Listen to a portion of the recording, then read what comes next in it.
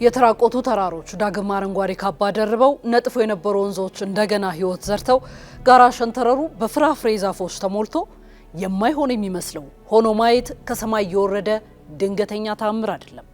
ጠንካራ ፖለቲካዊ ቁርጠኝነትና የህዝብ ንቅናቄ ያዋለዱት ሀገራዊ እውነት እንጂ። ይህ የችግኞች ተከላ ሪፖርት ሳይሆን የኢትዮጵያን ስነ ምህዳራዊና ኢኮኖሚያዊ ትንሳኤ በጋድ የሚያሳይ የትውልዱ የድል ትርክት ነው። ይህን የጋራ ትርክትና የሀገራችንን ምድር አረንጓዴ የማልበስ ውጥንን እንዴት እናሳካው? የይቻላልን ስሜት በብዝሃ ዘርፍ እየደገመችው ላለችው ኢትዮጵያስ የአረንጓዴ አሻራ ስኬታችን ምን መልእክት ያስተላልፋል? ቆይታችን ለዚህ መልስ ይዟል።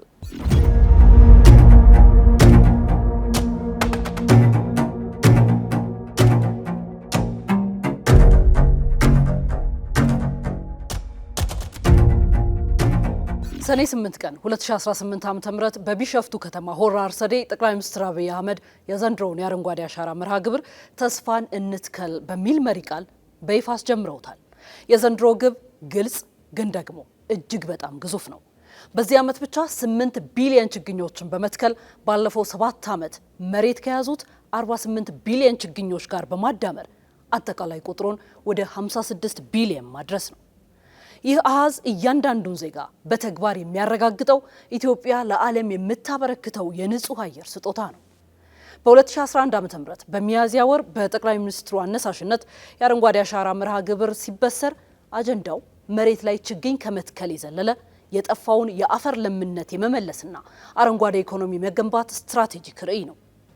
አረንጓዴ አሻራ ከመጀመሩ በፊት ኢትዮጵያ ገጸ ምድሯ በመራቆቱ በየዓመቱ ከ2 ቢሊዮን ቶን በላይ ለም አፈር ታጥቦ ይሸረሸርባታል። ከእርሻ ማሳዎች ብቻ በሄክታር 130 ቶን አፈር የሚሸረሸር ነበር። ይህ ደግሞ ድርቅን፣ የውሃ መንጠፍንና የምግብ ዋስትና እጦትን አስከትሎብን ቆይቷል። ጠቅላይ ሚኒስትሩ ጉዳዩን ከሀገር ሉዓላዊነት ጋር አያይዘው ያዩትም ለዚሁ ነው። አሁን ሉዓላዊነት ድንበርን ማስከበር ብቻ ሳይሆን እያራቆተን ያለውን ለም አፈራችንን ከድንበሩ ወጥቶ እንዳይባክን መጠበቅ ጭምር ነው። ይህ ደግሞ በእርግጥ በአረንጓዴ አሻራ እውን እየሆነ ነው። የአረንጓዴ አሻራ መርሃ ግብር ስኬት ሚስጥር ያለው ምን ተከልን በሚለው ላይ ብቻ ሳይሆን ለምን ተከልን በሚለው የስትራቴጂ ለውጥ ላይ ነው። የተተከሉ ችግኞች በዘፈቀደ የተመረጡ አይደሉም። 60 በመቶ ለጥምር ግብርና፣ 35 በመቶ ለደን ጥበቃና ልማት እንዲሁም 5 በመቶ ለከተማ ውበት የተመደቡ ናቸው። ይህ ማለት አረንጓዴ አሻራ በተዘዋዋሪ የኢትዮጵያን ሌማት እየሞላና የውጭ ምንዛሪዋን እያካበተ ብቻ አይወሰንም። እንደ ታላቁ የህዳሴ ግድብ ያሉ ብሔራዊ ፕሮጀክቶቿን ከደለል መሞላት አደጋ የሚታደግ ጭምር ነው። ኢትዮጵያውያን ከዳር እስከ ዳር የሚሳተፉበት የአረንጓዴ አሻራ ንቅናቄ ኢትዮጵያን በአፍሪካ የአየር ንብረት ዲፕሎማሲ መሪ አድርጓታል። ከጅቡቲ እስከ ናይጄሪያ የተሻገረው ችግኝ የማጋራት ዲፕሎማሲያችን ሀገራችንን ከዓለም አቀፍ ተቋማት ታላላቅ ሽልማቶች እንድትቀዳጅም አስችሏታል። ኢትዮጵያ የአሜሪካ የስኬት አካዳሚና የፋኦ አግሪኮላ ሜዳሊያ የመሳሰሉትን ሽልማቶች የተቀዳጀችው በአረንጓዴ አሻራ አማካኝነት ነው። እስኪ እነዚህን በመሬት ላይ ያሉ እውነታዎች በአሃዝ አስደግፈን እንፈትሻቸው። በግብርናውን ጀምር። በ2010 እና በ2011 ዓ.ም አካባቢ በአንድ ሄክታር 22 ኩንታል ብቻ ይመረት የነበረው ስንዴ ዛሬ ላይ በሄክታር ወደ 36 ኩንታል ከፍ ብሏል። የጤፍ ምርታማነትም በተመሳሳይ ከ7 ዓመት በፊት ከነበረበት በሄክታር 23 ኩንታል ወደ 30 ኩንታል በማደግ አጠቃላይ የሀገራችንን የምግብ ዋስትና በከፍተኛ ሁኔታ አጠናክሯል።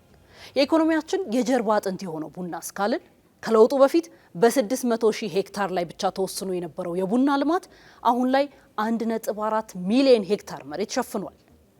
በዚህም በአጠቃላይ ምርቱ ወደ 1.5 ሚሊዮን ቶን በማደጉ 1.8 ቢሊዮን ዶላር ተጨማሪ የውጭ ምንዛሪ ገቢ ተገኝቷል። ከዚህም ባሻገር የአቮካዶ ምርት በከፍተኛ ደረጃ ማደጉ ኢትዮጵያን በአፍሪካ ሁለተኛዋ ትልቋ የአቮካዶ ላኪ ሀገር አድርጓታል። ወደ ስነ ምህዳሩ ደግሞ እንመለስ። ውጤቱ ይበልጥ ደማቅ ሆኖ ስለምናገኘው ብሔራዊ የደን ሽፋናችንን ከ17.2 በመቶ ወደ 23.6 በመቶ እንዲያድግ አድርጎታል። ይህ ማለት የሀገሪቱ የደን ሽፋን በ6.4% ነጥብ አድጓል ማለት ነው። ይህ ቁጥር ቀላል ቢመስልም በሀገር ደረጃ ሲሰላ ግን ግዙፍ ትርጉም ያለው ነው። ትንሽ እናፍታታው። የኢትዮጵያ ጠቅላላ የቆዳ ስፋት ወደ 1.1 ሚሊዮን ስኩዌር ኪሎ ሜትር አካባቢ ነው። ስለዚህ የ6.4 በመቶ እድገት ማለት በግምት 7 ሚሊዮን ሄክታር የሚሆን መሬት በአዲስ መልክ በደን ተሸፍኗል ማለት ነው። ይህ አዲስ የበቀለው የደን ስፋት ብቻውን ሙሉውን የሲዳማ ክልልን እናም የሐረሪ ክልልን አንድ ላይ አቀናጅቶ በላዩ ላይ ደግሞ የበርካታ ትላልቅ ከተሞችን ስፋት ጨምሮ የሚበልጥ ግዙፍ መሬት ላይ አረንጓዴ ምንጣፍ እንደመልበስ ማለት ነው። ባጭሩ 6.4 በመቶ ነጥብ ማለት ቁጥር ብቻ ሳይሆን በሚሊዮን የሚቆጠሩ ሄክታር መሬቶች ከድርቅና ከበረሃማነት ተላቀው ወደ ህይወትና ወደ አረንጓዴነት የተቀየሩበት የኢትዮጵያ ትልቅ የመሬት ገጽታ ለውጥ ማሳያ ነው። ከዚሁ ጋር ተያይዞ በየዓመቱ 1 ሄክታር ላይ ይሸረሸር የነበረው 300 ቶን ለም አፈር ወደ 90 ቶን ዝቅ ብሏል። ይህ 27 ሚሊዮን ሄክታር የተራቆተ መሬት ዳግም እንዲያገግምም አድርጎታል።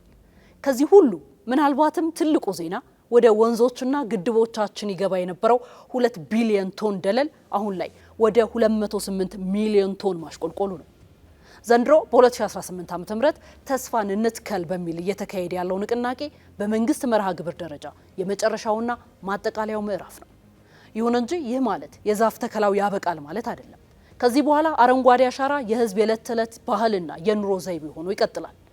ለዚህም ማሳያው በታህሳስ 2017 ዓ.ም የተቋቋመውና ከፌዴራል በጀት 0.5 በመቶ እስከ 1 በመቶ የሚመደብለት የአረንጓዴ አሻራና መልክዓ ምድር መልሶ ማቋቋሚያ ልዩ ፈንድ ነው። ኢትዮጵያ በተግባር አሳይታለች። መሬትን ማከም ማለት ኢኮኖሚን ማከም ነው። ዛፍ መትከል ማለት ለነገው ትውልድ ጤናማ አየር፣ የተትረፈረፈ ምርትና የማይናወጥ ተስፋ መትከል ነው።